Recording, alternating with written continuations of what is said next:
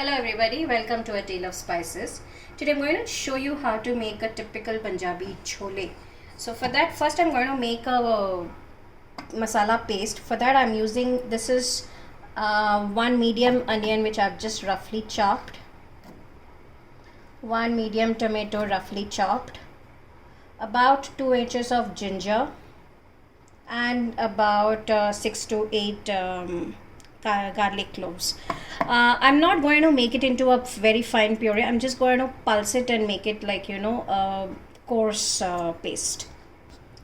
So you see, this is not a fully fine ground paste. This is more of a crushed thing. You can even do a fine chop of all the vegetables and use it too. I don't feel like doing that, so I'm just going to pulse it. So what I have here is a kadai. I'm just going to take 1 teaspoon oil. It doesn't require much oil, it just takes that 1 teaspoon oil. That's it. And I'm going to put the masala paste into it.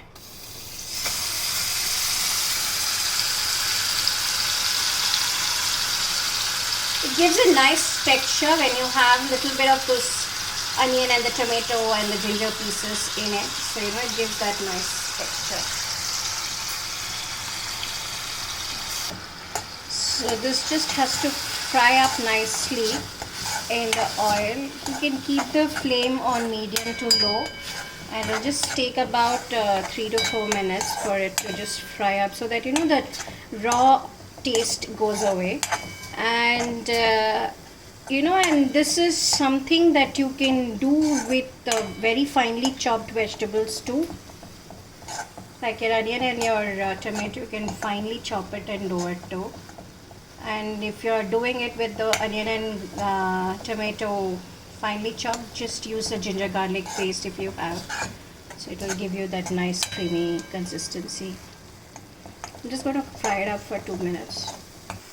Now this is fried up very nicely. It's become like a nice thick pasty thing. So to this, now I'm going to start adding all my powdered masalas.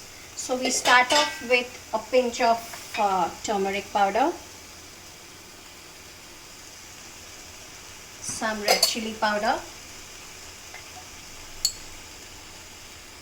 You can add red chili powder how much ever you like. If you like it spicy, go ahead and use a lot more. And bhuna jeera powder. This about 1.5 teaspoon of bhuna jeera powder. It gives you a nice rich taste to it.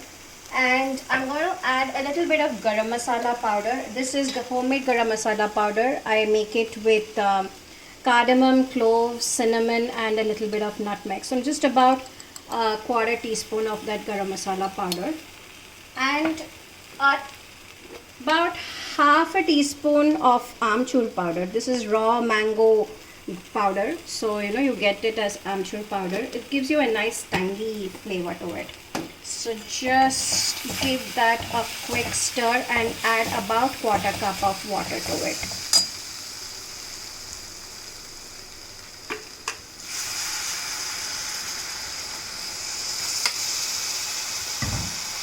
And give it a quick stir. Let the powdered masalas also mix up well and cook well.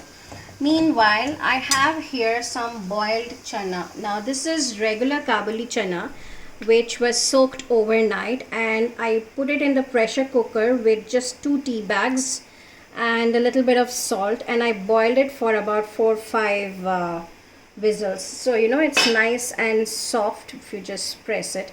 Now why we add the tea bags is, one, for the color, and second, it gives a different texture and the flavor to the whole chole. And so what I'm going to do now, this powdered masalas are done, so I'm going to add it with the water into the bowl. And now with the back of your spoon, just press it so the chana pieces, some of them can just mash up a little.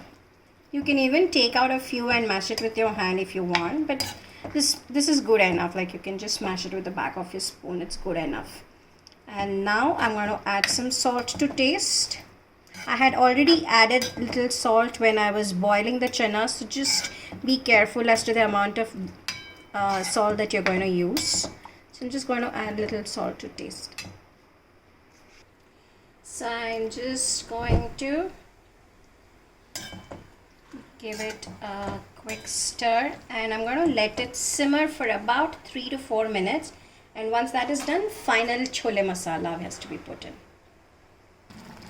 So this has been simmering away for almost 3-4 minutes now, and it really smells awesome. And I'm just going to top it up with a little bit, about a teaspoon of chole masala. This is optional. If you have it, use it. If you don't, you have already used the garam masala, so you know it's more than enough. This will just give you that extra kick to it. That's it. So here, this is done, and just 1 minute. And this can be served with hot fulkas, parathas. The best combination is, I think, chole bhatura. And if you have some leftover chole from the previous day or something, you can always mix it up with some cooked basmati rice and make it as a chana pulao. So that also can be done. So I'm just going to switch it off and take it out. So there you have your typical Punjabi chole. Just top it up with some really good sliced green chili, fresh green chilies, and very finely julienned ginger pieces. And that's it. You don't need anything else. Serve it up with some finely cut onions and a piece of lemon, and you're done. So enjoy it, and don't forget to like, share and subscribe to my channel. Thank you for watching.